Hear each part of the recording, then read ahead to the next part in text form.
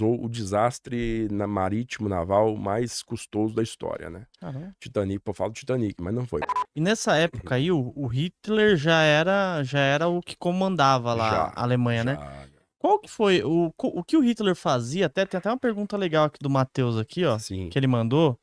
Ele falou assim, ó, como Hitler fez a lavagem cerebral na Alemanha para eles sentirem ódio e verem os judeus como inimigos. Sim. Vi um filme de romance que se passa no período onde os adultos faziam show de marionete para as crianças como se fossem policiais prendendo um judeu. Ah, seu judeuzinho ladrão. Tudo isso é real, como foi mostrado nessa... Acho que é uma série, novela que ele viu lá. Bom, eu não sei quanto ao marionete, tá? Sei. Não vejo nenhum impedimento para isso ser real, mas eu não sei se é real. Sim. Se é real o marionete, eu não sei se é real, mas que poderia ser real, poderia. A questão judaica, né? Encarar o elemento judeu como um bode expiatório é uma prática antiga. Tá? A gente não pode dizer que ela começou com Hitler. Sim. O Hitler foi o cara que pegou uma catapulta e levou o negócio ao máximo, as últimas consequências. Mas não começou com ele. Ou seja, já existia uma prática de se culpar o judeu por N problemas, por tudo. Existiram os famosos pogroms na Rússia imperial, né? Na Rússia dos czares, antes da Revolução Russa, era a Rússia czarista, né? A Rússia dos czares. Então, os judeus russos sofreram diversos pogroms. Pogroms são programas de expulsão forçada, né? Da Rússia, expulsando os judeus da Rússia. Então, a mesma coisa acontecia em outros países europeus em menor escala. Inclusive, no começo do século XX, né, em resposta a diversos desses atos, né, se cria o movimento sionista. O movimento sionista é uma resposta assim de, porra, não tem lugar nenhum onde a gente se sinta seguro, precisamos de um lugar que seja nosso. O movimento sionista é aquele movimento que quer criar uma pátria para os judeus, um país para os judeus, porque os judeus não tinham um país. Então aí esse movimento sionista começa a mirar a antiga pátria deles, né? Eu digo de mais de 2000 anos no passado, a antiga província da Judéia, a província romana da Judéia, que fica onde hoje é Israel, né? Onde hoje é ali o Oriente Médio, Israel. Então, o Hitler, ele exacerba o antissemitismo europeu e alemão ao casar ele com a causa da derrota alemã na Primeira Guerra Mundial, né? Então ele coloca esse discurso de que os judeus teriam sido, a conspiração judaica teria sido o elemento principal que teria causado a derrota alemã na Primeira Guerra, né? A grande traição de novembro, os traidores de novembro, que são os políticos, um grupo de políticos que assinou a rendição alemã na Primeira Guerra Mundial e assinou basicamente uma rendição sem termos, uma rendição incondicional, né? No qual a Alemanha perdeu tudo. Perdeu suas colônias, perdeu seu território, perdeu parte do seu território, perdeu o direito de ter uma força aérea, não podia ter blindado, a marinha tinha que ser minúscula, costeira, o exército não podia ter mais de 100 mil homens, e perdeu o seu antigo ethos imperial, né? Perdeu sua coroa, perdeu o Kaiser. Então, a Alemanha saiu da Primeira Guerra Mundial como uma república, né? Chamava-se República de Weimar. Então, tudo que o alemão conhecia como Alemanha foi varrido instantaneamente em novembro de 1918, consolidado com o Tratado de Versalhes no ano seguinte. Então, o que sobrou da Alemanha foi como se a gente pudesse dizer um país, uma nação amorfa, né? Assim, nova. Tudo tinha que ser renovado, tudo tinha que ser agora começado do zero. Existiam, ainda na década de 20, muitos movimentos, inclusive movimentos ligados, né, à igreja, que eram movimentos que buscavam a nova Alemanha. O que é a nova Alemanha? Né? Qual que é a Alemanha do futuro? O que nós queremos que seja a nova Alemanha? Por quê? Porque naquele período eles estavam assim, perdidos, sem identidade. Né? A única identidade realmente que tinha restado para o alemão era o exército. Porque o exército tinha sido mantido, mesmo que restrito, o exército tinha sido mantido, né? Ele existia ainda. Então, o alemão depositava muita confiança no exército. E o antigo chefe do Estado-Maior Imperial, o antigo comandante, na verdade, é o comandante do exército, né?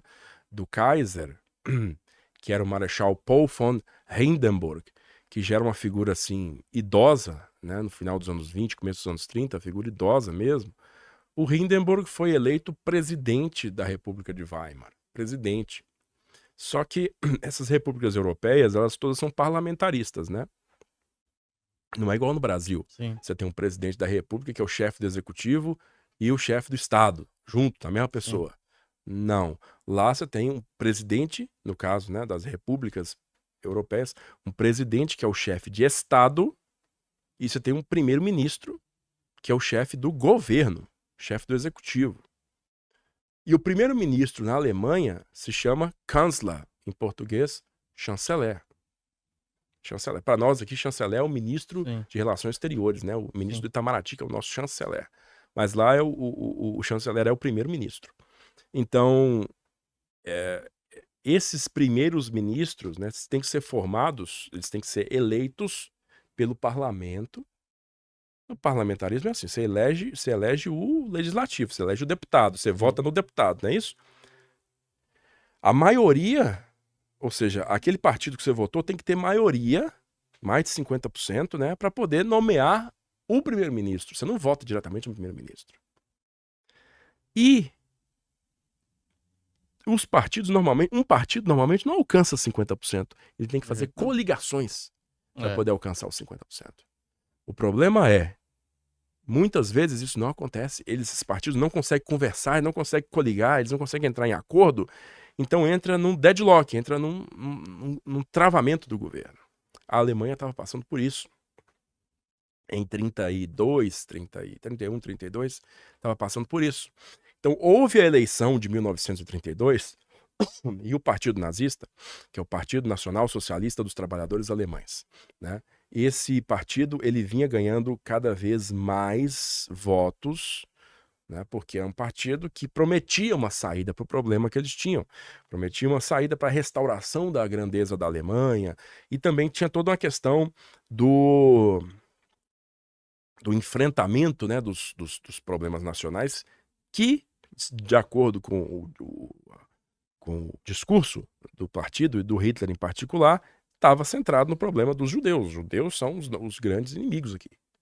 Né? Então, eles tinham uma milícia, isso era muito comum nos partidos na época, a milícia do partido. Nossa, milícia. A milícia do partido, que era tipo assim, é um corpo de segurança do partido, né? Porque se o cara fosse pra rua pra discursar, tipo o Hitler que ia pras cervejarias discursar, os opositores políticos dele podiam muito bem agredir o cara, demonstrar ali, dar uma hostilizada. Então o partido tinha as milícias. Tinha a milícia chamada de SA, Sturmabteilung, o Batalhão de Ataque. Então a SA, ela cresceu, cara, de uma forma exponencial, assim, no final dos anos 20, começo dos anos 30. Então, muito alemão, que inclusive estava desempregado, porque a crise da Bolsa em 29, né, o craque da Bolsa, quebrou os mercados todos e quebrou o alemão também, que já não era grande coisa. Então, por conta disso, a SA se tornou uma grande empregadora. O cara saiu do ócio para virar porradeiro do Partido Nazista, entendeu? Assim, a SA chegou a 2 milhões de homens. Nossa. 2 milhões de homens. Então, era uma força muitíssimo ameaçadora, né? Tinha toda a questão toda uniformizada, era muita gente. Então, o partido, ele conseguiu ser o mais votado na eleição de 32, só que ele não tinha maioria. Ou seja, mais votado, 35% é o mais votado. Mais votado. Só que ele não é 50%. Ele não tem maioria. Para ele ter maioria, ele tem que fazer o quê? Coligar. Sim. Só que o Hitler não queria coligar com ninguém. Era aquele cara irracível. Não queria coligar com ninguém. E aí o Hindenburg convocou eles, os líderes dos partidos lá, ao escritório dele e disseram para os caras: arruma uma solução, cara. Vocês foram eleitos aí, vocês têm que se organizar para esse governo existir. E o Hitler se negou, né? E assim, no finalzinho das contas mesmo, o partido nazista conseguiu uma coligação com os partidos conservadores A e B ali. E o Hindenburg nomeou o Hitler como chanceler da Alemanha em 30 de janeiro de 1933. Aí deu o cargo de primeiro-ministro pro cara.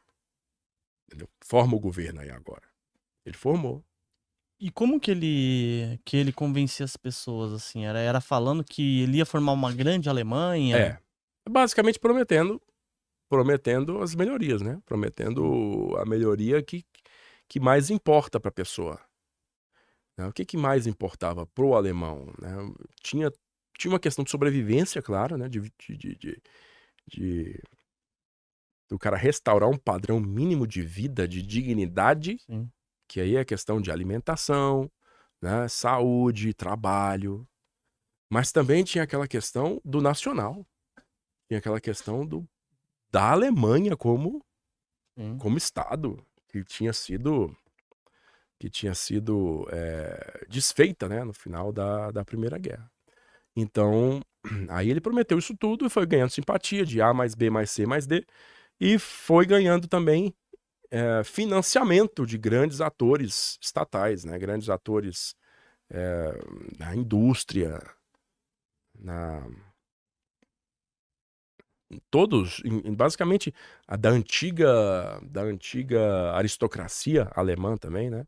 Caras donos de terra, que eram condes, eram barões, enfim. Todo esse pessoal também financiou ele, né? E ele conseguiu chegar ao poder e imediatamente ele colocou em prática as políticas dele, né? Todas elas. Ele criou a frente de trabalho do Reich, né, o serviço de trabalho do Reich, na verdade, o Reichsarbeitsdienst, que era uma grande frente de trabalho para construção de obras de infraestrutura nacional. O jovem que saía da escola com 17 anos, ele tinha que cumprir 6 meses de trabalho dentro do RAD, né, esse serviço de trabalho do Reich, antes de entrar pro exército, né, porque o Hitler reinstituiu o alistamento militar na Alemanha. Então, essas obras aí, cara, eram obras tipo fazer uma barragem, construir ponte, construir estrada, essas coisas. Sim. É único da Alemanha? Não. Isso, na época, era uma prática dos estados também. Nos Estados Unidos, foi fundado pelo Franklin Roosevelt o Civilian Conservation Corps, Corpo de Conservação Civil, que era exatamente a mesma coisa que o Serviço de Trabalho do Reich. Foi fundado nos Estados Unidos também para fazer obras públicas durante a Grande Depressão. Porque era uma forma do governo pagar as pessoas. Né? E ter uma mão de obra ali para fazer, Tem né? uma mão de obra ultra ociosa aqui. E precisamos de pagar os caras sobreviver. E a gente constrói aqui a represa, constrói a estrada, sei lá, limpa o terreno aqui, o que precisar de fazer, vai fazendo. Né? Então, essa iniciativa, ela ganhou muito apoio da população. Né? Foi as chamadas Autobahns, elas nascem. Caramba, daquela época.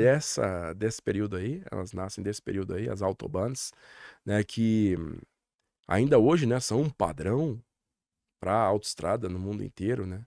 Não estou dizendo que as mesmas que foram construídas lá ainda estão em uso hoje, claro que passou por uma remodelação, mas a malha de autoestrada que a Alemanha desfruta, né, ela nasceu dessa época, assim, precisamos de ter uma um conjunto de vias aqui, né, rodoviárias para ligar a Alemanha de um ponto a outro por automóveis, porque, né, a Alemanha se colocava assim como a pátria dos automóveis, né?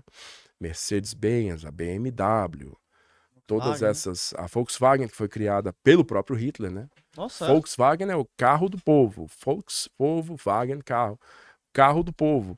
É uma extensão do KDF, o programa KDF, que é o Kraft durch Freude, que é a força através da união, força através da união, força através do descanso, força através da... Era um sistema que foi criado para propiciar férias para os trabalhadores alemães. Né? Foi criado assim para propiciar lazer, atividades de lazer. Né? Inclusive, tem um navio de passageiros chamado Wilhelm Gustloff, que inclusive em 45 foi afundado por um submarino soviético e causou o desastre marítimo naval mais custoso da história, né? Caramba. Titanic, eu falo do Titanic, mas não foi. Foi o Wilhelm Gustloff, foi o que mais causou perda de vidas. E o Gustloff foi criado como um navio de férias, né? Navio de férias para os trabalhadores e tal. E o cara era sorteado ali o número dele, ele podia entrar com a família de 3 pessoas, tinha um camarotezinho, passava ali um cruzeiro no Báltico e por aí vai. Invista em prata com a Real com U no final. Dentro da plataforma você pode escolher quantas gramas você quer comprar, o preço máximo que você quer pagar. Assim você vai estar investindo diretamente num dos ativos que tem mais potencial de crescer, porque a prata ela é utilizada em painéis solares, indústria química, indústria farmacêutica, indústria automotiva, equipamentos eletrônicos. O celular que você está usando provavelmente ele está cheio de prata dentro e você pode ganhar com um dos ativos que mais tem potencial de valorizar. Para analisar ações, BDRs, fundos imobiliários, acesse a plataforma do Investidor 10, inclusive para você gerenciar a sua carteira, saber quanto de dividendos você vai receber. Inclusive, eu deixei a carteira da minha filha, a Laurinha, ela tem 3 anos e já invisto para ela. Todos os ativos tá no link aqui embaixo